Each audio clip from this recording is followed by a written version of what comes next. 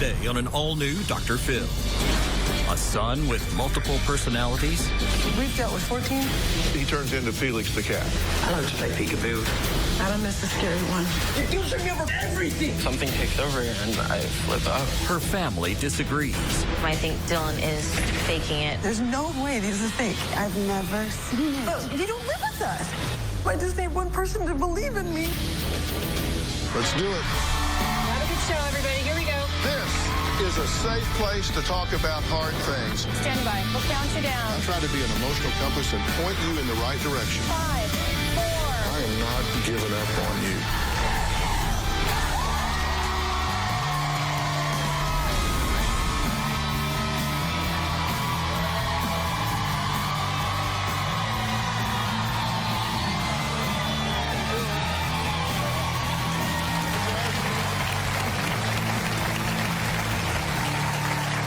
This is Dillon.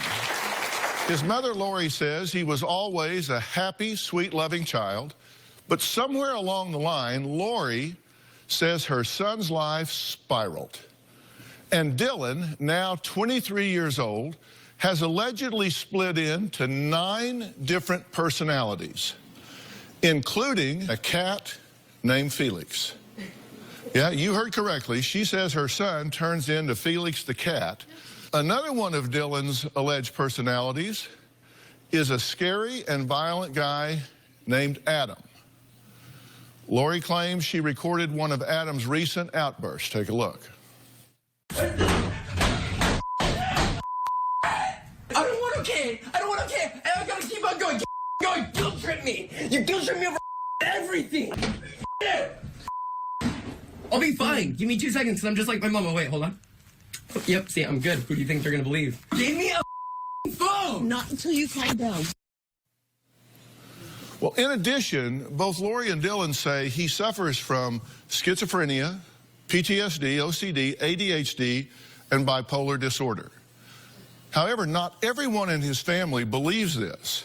Lori's sister Danielle says she's convinced that Dillon is faking his so-called mental illnesses. Yeah, really? You're... Get it! My name's Felix, and I like to play peekaboo. The fact that Lori believes that Dillon has multiple personalities is just so bizarre to me. I like to mess with people, play with words, pun fun. You guilt trip me over everything! I've never seen any personalities other than Dillon. I like drugs. I like them because I like they're fun. And they keep me away from having to do too many serious things. Dillon has convinced my sister he has a mental disorder. He's manipulating her to get what he wants. Because Lori believes this, she excuses all his bad behavior. I couldn't wait for a few minutes for me to just chill, and then I wouldn't have been like this! Dillon throws fits, he goes into rages. No, dude! He has wrecked cars, he's stolen money, he's drained her bank account twice, and he just does whatever he wants. Dillon's done many drugs. He did mushrooms. He still smokes pot all the time. Lori believes Dillon has a mental disability. She never seems to believe that it's the drugs he's using. My sister needs to know that Dillon is faking this. He is manipulating her to get what he wants, and I want that to stop. Okay, Danielle, so your opinion is that he has no mental illness? I don't know about the mental illness. I know he's used drugs for so long, so how can you tell? I do not believe the personalities at all. And he diagnosed himself. Uh-huh.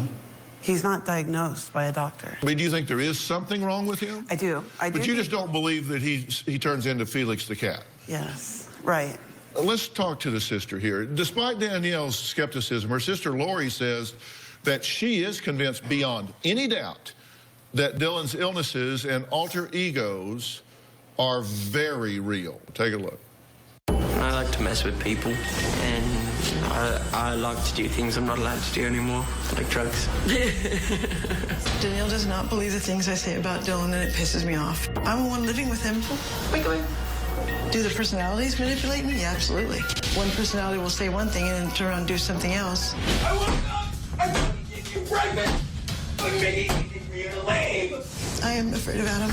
Adam breaks things. He punches walls. When we were on the freeway last month, Adam grabbed my steering wheel while I was driving in the fast lane, and he was exploding for about 45 minutes.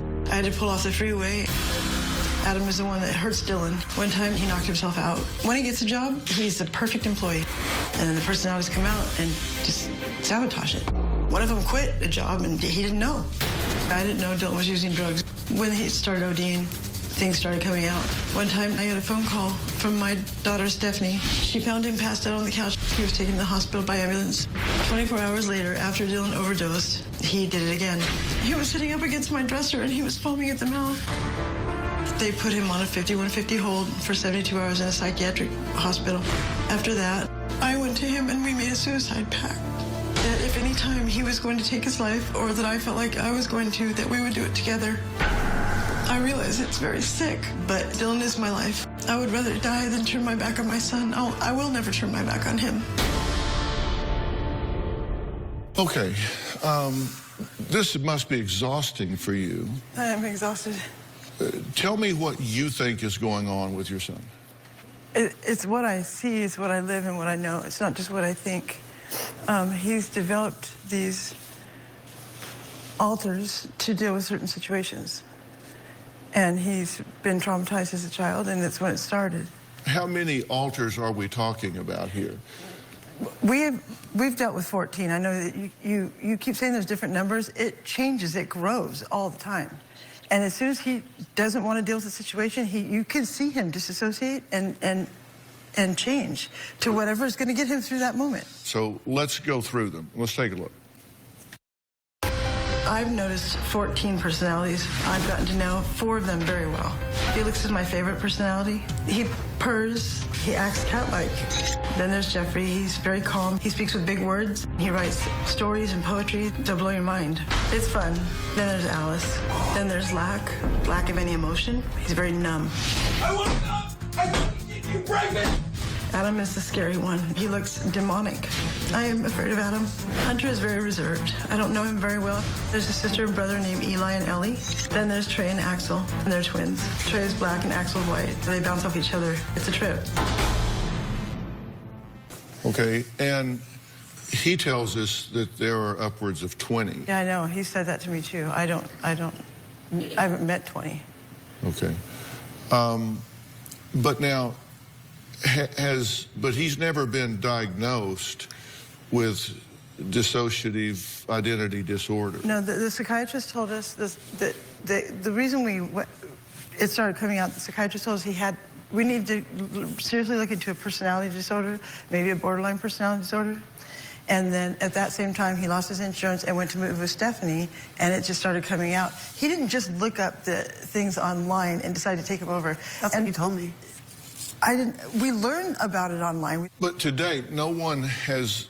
Officially with the ID, no. No one's diagnosed him at this point. No, he didn't have insurance. So there could be alternative explanations, and I'm not saying one's better than the other. I'm just trying to find out what you know and how you know it. Yeah, just from living it, Dr. Phil, he would have to be one hell of an actor to pull off what he does on a daily basis, 24/7.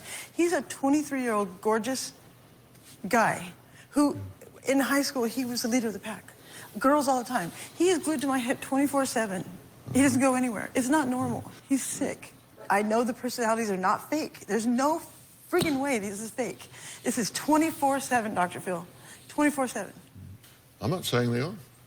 I know, she is. Well, she doesn't know. I'm really bummed that I can't even believe that you say that 100%. You think that that's fake. It's not 24/7 with me. I've never seen it. But you don't live with us. How could you? It's been there. You just don't see it. There's a point at which your involvement can become toxic. Okay. And when a mother makes a suicide pact with their son, then you've lost your way. Oh, I know I've lost my way.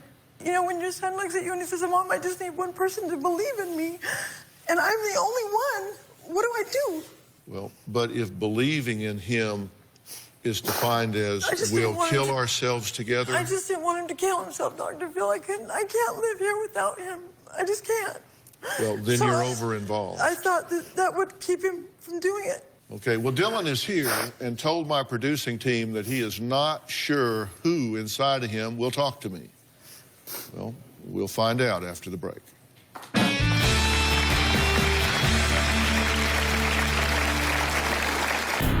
I have somewhere near 20 personalities. My personalities have different perceptions, so it kind of creates confusion between my memories. It feels like I'm not in control. My whole family kind of jokes about me being double-dose crazy. And later, My mom is now convinced that she has multiple personalities. She says that she has two. Dillon has up in the double digits now. I don't believe that. I want them both to cut the crap. Tomorrow on an all-new Dr. Phil. A couple charged with abusing their adopted children. You won't believe you were locked in a room with just a bucket to go to the bathroom in. their stories of abuse. She was dragging me across the room. We had a meal in the dog yard. What did you do for food? We would eat grass, goat food, and bird seed. How were the parents punished? 1 year in jail. It's an outrage. That's tomorrow.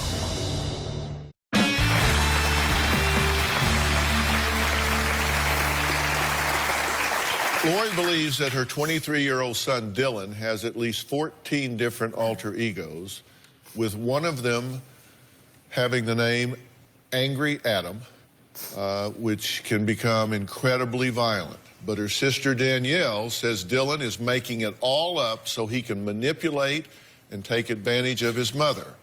Dillon says his aunt Danielle is dead wrong. He claims his mental illness is very real, and he may have as many as 20 different personalities that can come out at any time. My life has always seemed like it has been moving towards some sort of chaos. Every day I have to tell myself I'm still here. Since I was a kid, I've always heard voices and distinct ones. I didn't tell people because I didn't think they would understand, or I thought that they would be scared of me.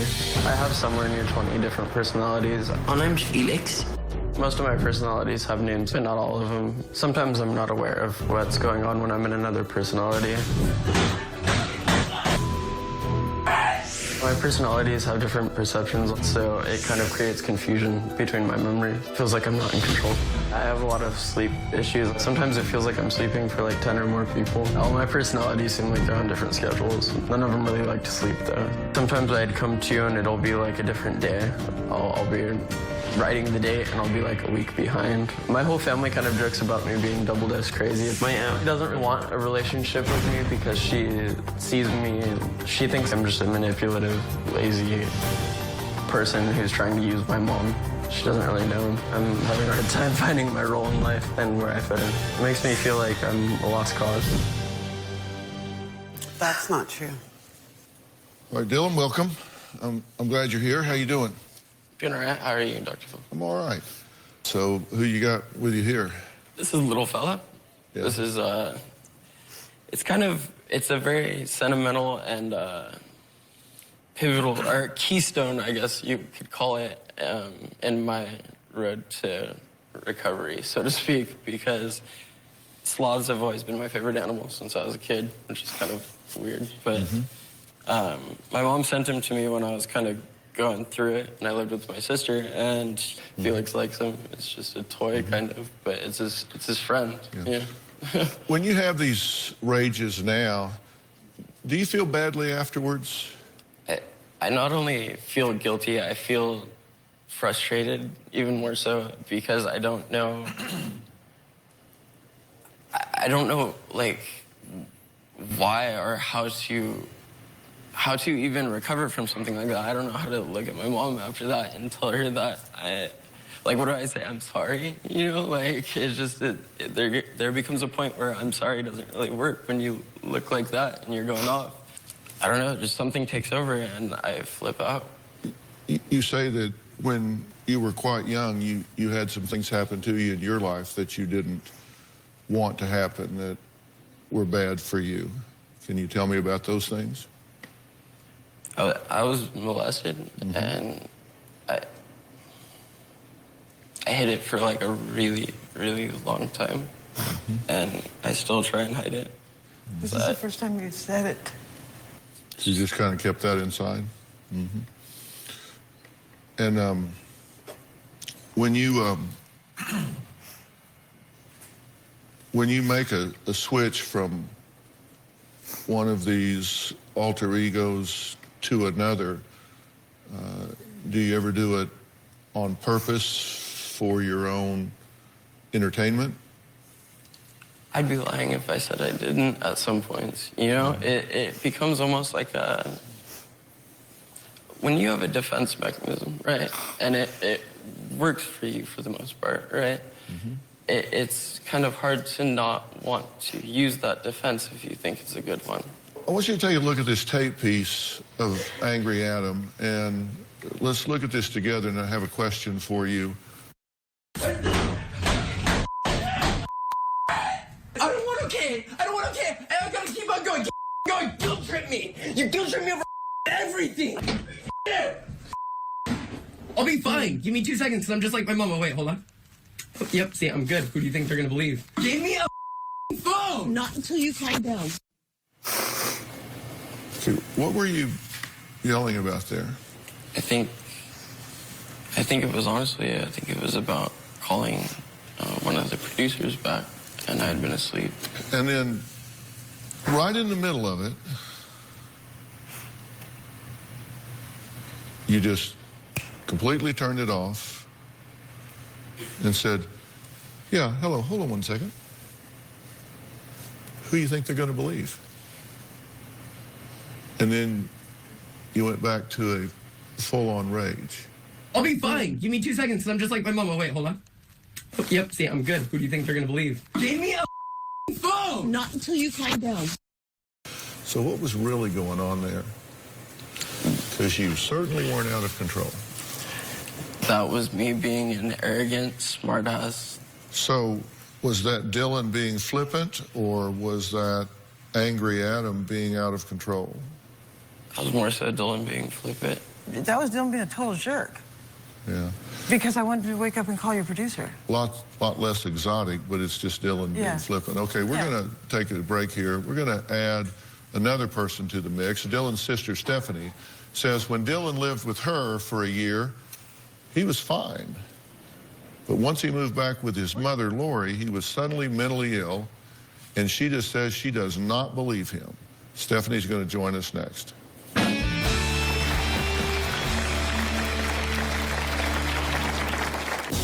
I'm so sick of hearing about Dillon and his personalities and his illnesses. I don't believe that. I do think my brother is selfish and lazy. And later, we did a drug screen this morning on Dillon. All that?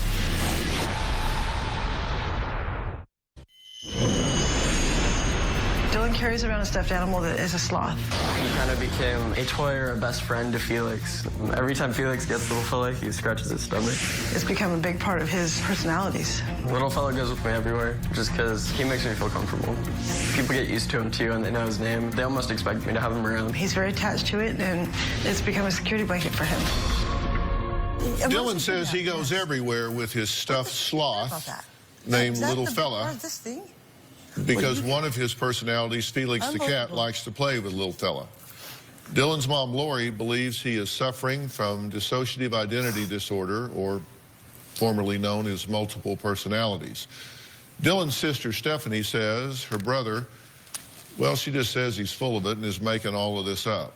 Stephanie says her mother and brother live in their own little mentally ill bubble, and it needs to stop now. I'm so sick of hearing about Dillon and his personalities and his illnesses. My mom is now convinced that she has multiple personalities. She says that she has two. Dillon has up in the double digits now. I don't believe that. I think that my mom is confusing different personalities for different moods. I want them both to cut the crap. Growing up, Dillon never had any signs of mental illness.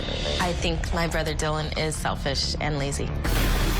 I've never seen his tantrums. Yeah, really? You're His screaming fits. I wouldn't have been like this! I think Dillon is faking it.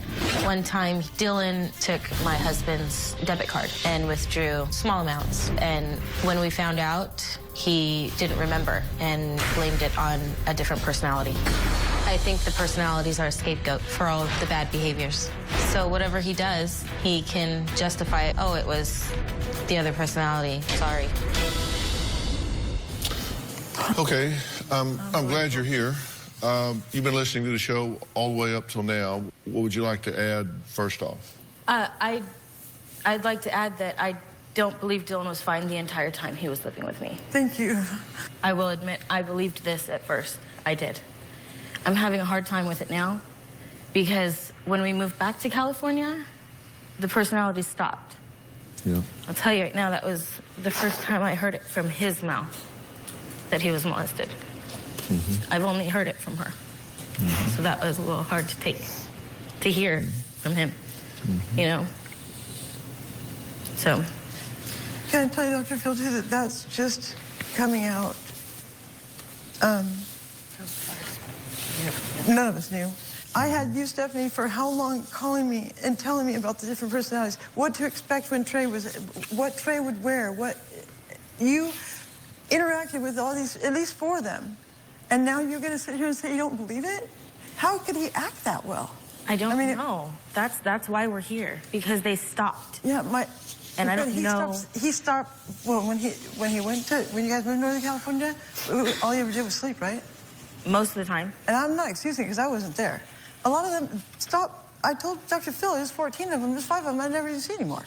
Did you tell your daughter that you now have different personalities? I said I wish you had followed that up with, didn't I say everybody has it?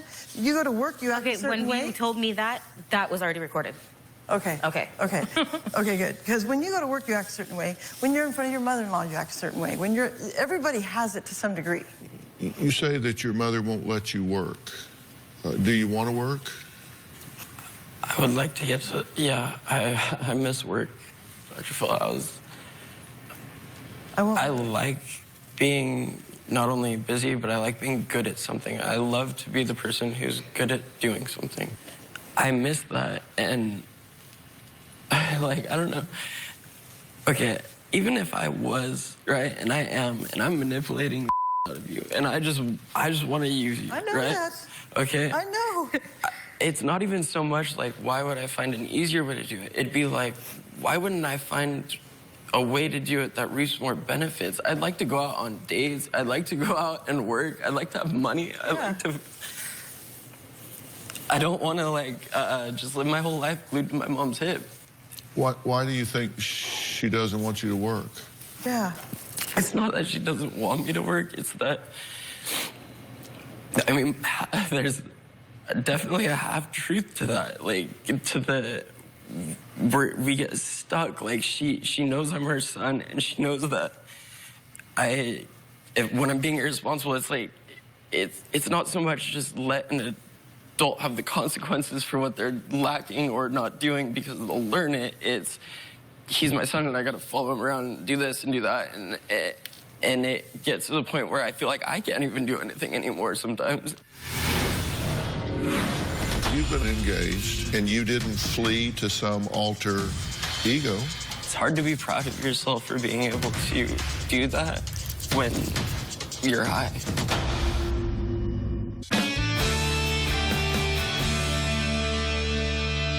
Okay, I want to talk to Dillon here just a little bit. Let me ask you something. We've been talking about some very difficult topics in your life. I mean, some of the most difficult. And you've been able to stay hooked up and engaged. And I've been talking to Dillon the entire time. Can I tell you why, Dr. Phil? And I want you to tell me, which, I mean, you should be really proud of that. But, so, tell me what you think about that. I can't tell you why for sure, but I know that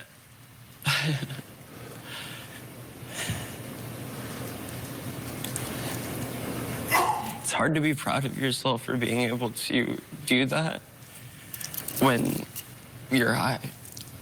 That's how I know how to do that, and it sucks. It's not that I don't even care. Like, it's just, staying here and being able to get through something, like, and it's not always been that way with or without him. It's just the only way I know how to now. I mean, like, I can stop and it's fine, but like, I'm not here. I'm not present. I don't enjoy anything. I don't even enjoy playing my guitar. I don't like, there's nothing that I do that creates enjoyment for me because I know under the surface what's truly going on and where I'm stuck. I feel asleep almost through my entire life. Like, but you haven't been flat affect while you're here. You have been emoting while you're here. You've cried while you were here. You've been upset while you're here. You've not been flat. You've not been zombied while you're here. You've reacted emotionally while you're here. You felt pain while you were here, and you didn't flee to some alter ego. That's the other real, like, interesting thing is, well, like, my life's had its share of chaos, right? And a lot of it's been drugs or, and by the way, okay, like, I mean, I've always, since I can remember, heard things and had troubles with those other parts of mental illness or whatever you want to call it. Beyond all of that, though, right, steadily I've been getting honestly better. Like, I don't overdose. I don't. That doesn't look better, right? But when you put it to my whole life, like, it's been stepping stones. And when everybody, it seems like, wanted to finally, like, give up, which I told them a long ass time ago they should have. Like, I thought I was a lost cause, just give up. Like, I've left, I've ran away, I've tried to tell everybody, don't, because it's not on you guys. I don't care. I don't want anything from any of you guys. The fact that you love me and the fact that you've been there has been enough and more than. But I'm finally starting to feel like I have some control and I'm getting better.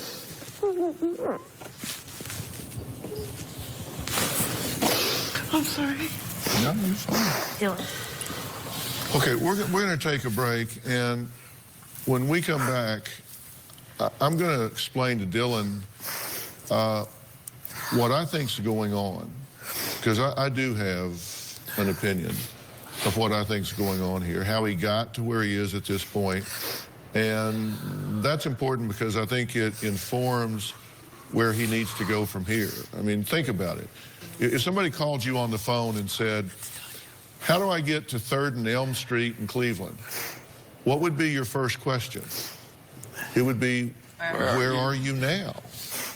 Because you're going to give a different set of instructions if they're in Miami versus if they're in Spokane. You got to know where you are to know how to get where you're going. And I think I have a pretty good view of where we are. And that informs how to get where we're going. We'll be right back. Tomorrow on an all-new Dr. Phil, you won't believe their stories of abuse. She was dragging me across the room. We had a meal in the dog yard. What did you do for food? We would eat grass and birdseed. That's tomorrow.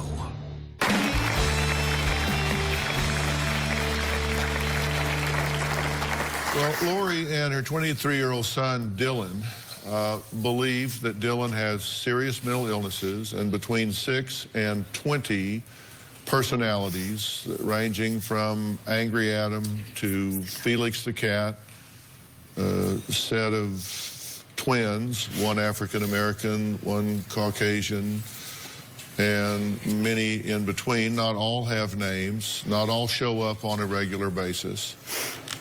Lori's daughter, Stephanie, and sister Danielle say, no, I don't really think that's what's going on. They think what's going on is Lori is enabling Dillon to stay at a lower level of functioning than what he could be.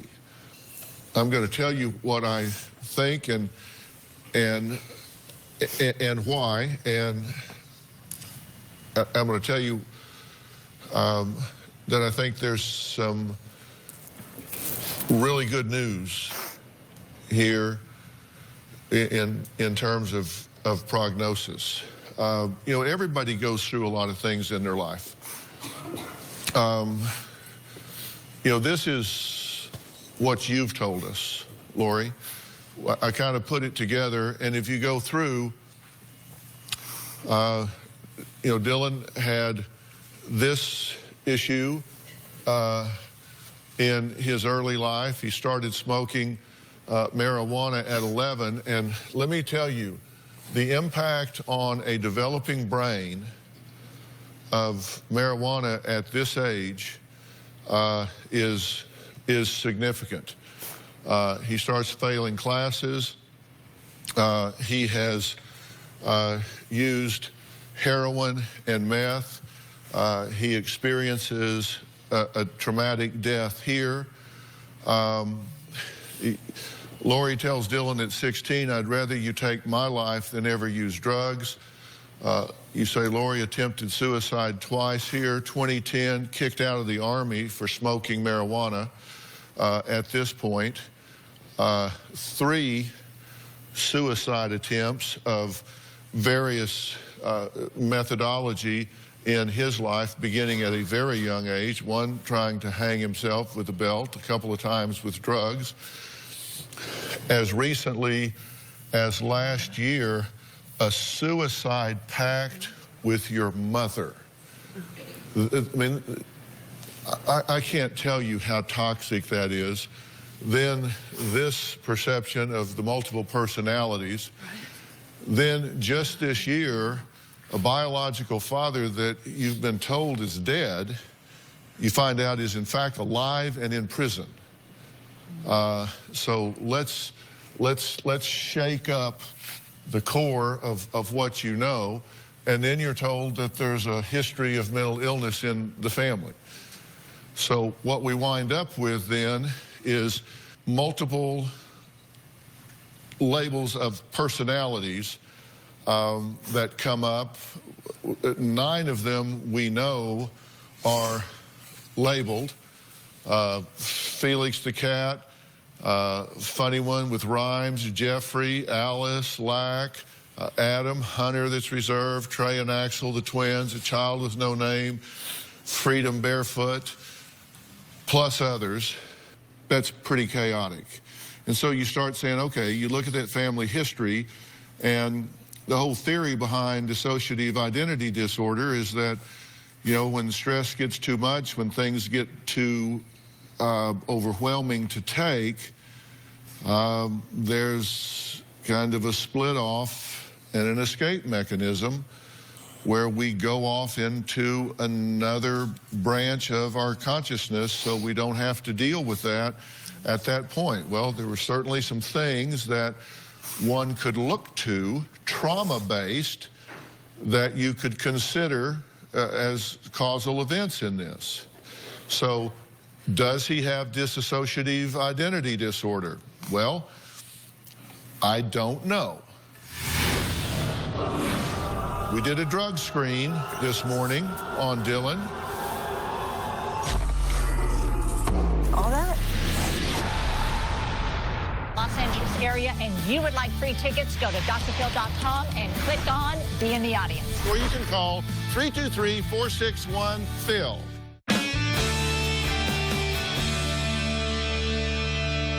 Does he have dissociative identity disorder? Well, I don't know. I just don't know. And I'll tell you why I don't know. We did a drug screen this morning on Dillon. He tested positive for marijuana, opiates, methamphetamine, ecstasy, and amphetamines. All that? And several of these drugs up here,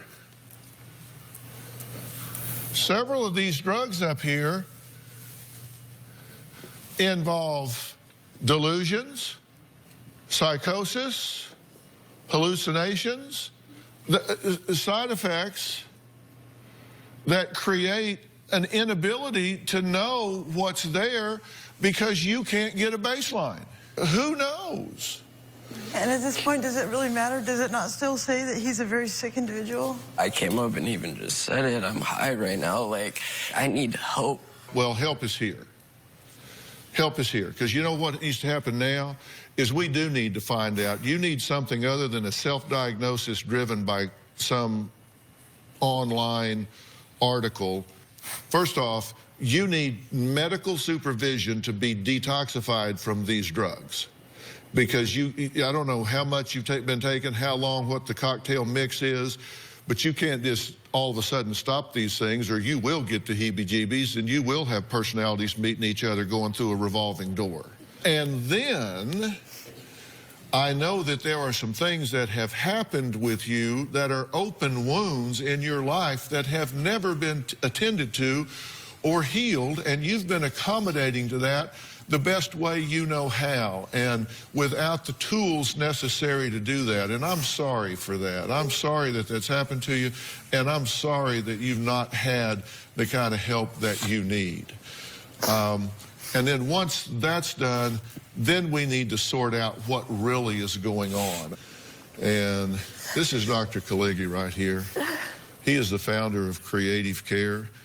It's a dual diagnosis treatment center, and Dr. Dina Mannion, she's the clinical director at Creative Care. Say hi. Hi. And let me tell you, these guys don't kind of get it. They really get it. And I think they are the nation's leading dual diagnosis treatment center. They're located out in Malibu. And they offer a really comprehensive gender-separate program for men and women. And they specialize in the treatment of addiction, trauma, and other psychological disorders because it's always comorbidity. These things happen in parallel. Is this not a case that cries for your curriculums? Yeah, absolutely. Addiction has to do with what's underlying issues, and if you address the underlying issues, then you get into sobriety. And Lori will help you too, because you need a lot of help as well. I want to offer you this help and care to go get this right one time and get back into a productive life. You want to do this? Yeah, I feel like Okay. All right, we'll do this. We'll do this. All right, when we come back, we're going to take a slight turn. You're going to meet a young man who did an experiment in the middle of Manhattan to prove a point about society's obsession with celebrity. You're not going to want to miss that. We'll be right back.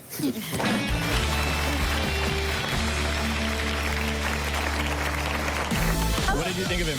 I think he's excellent. I think he's absolutely awesome. I think he's got a great future in the movie business. And I just took a picture with him. You know what I mean? I feel special. Closed captioning provided by... Being free from dandruff feels great. Maximum strength Selsun Blue targets dandruff, wiping out flakes and itch. Selsun Blue, freedom from dandruff. If you are going to be in the Los Angeles area and you would like free tickets, go to drphil.com and click on Be in the Audience. Or you can call 323-461-PHIL. All you have to do is scan the proliferation of selfies, social media, update postings, Snapchat videos, and YouTube uploads to see that many people are obsessed with emulating what they believe to be the celebrity lifestyle, with an entourage popping bubbly behind a VIP rope in an exclusive club and having adoring fans scream out their name and ask for autographs. Now, a young man in New York City, Brett, decided he wanted to find out if he could trick people into thinking he was famous. He put together a team of people which included a fake assistant, fake entourage, fake bodyguards, and he hit the streets. So how did people react? Take a look. My name is Brett. My whole life, I've always wondered what it would feel like to be famous. Nowadays, it seems like anyone can achieve fame. Why can't I do it too? I'll have bodyguards, assistants, and a few photographers follow me around Times Square, and of course I'll bring along a camera crew to film every second of it.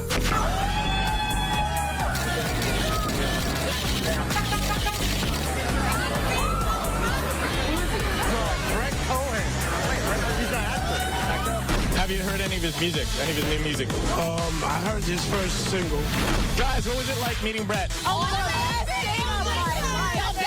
love him. I just say that he's beautiful. What did you think of him? I think he's excellent. I think he's absolutely awesome. I think he's got a great future in the movie business. And I just took a picture with him. You know what I mean? I feel special.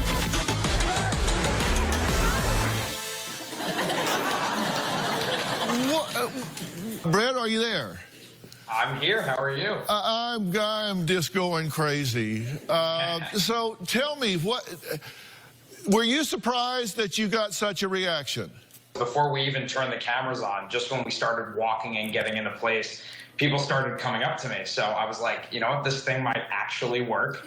But it was crazy. I mean, who would think that something as simple as this would actually fool thousands of people? Were you surprised at the energy of the people? I mean, come on, like these girls in the camera, I mean, they're like eating the lens. It's like, oh my God, he's amazing. I mean, I know I'm hard to resist, but no, I mean, I was absolutely shocked. They were so excited as though they were seeing someone they knew rather than someone they just thought was famous. So you did this and then it goes viral. So a lot of people did see it. So you really did kind of become known, right? So people did start recognizing you.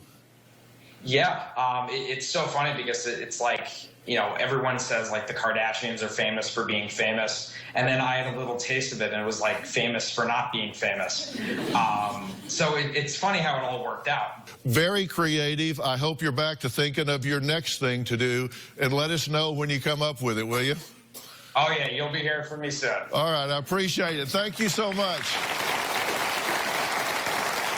I want to thank all of my guests today, and a special thanks to Morteza Kalegi and Dr. Dina Mannion of Creative Care. We will see you next time. Thanks so much.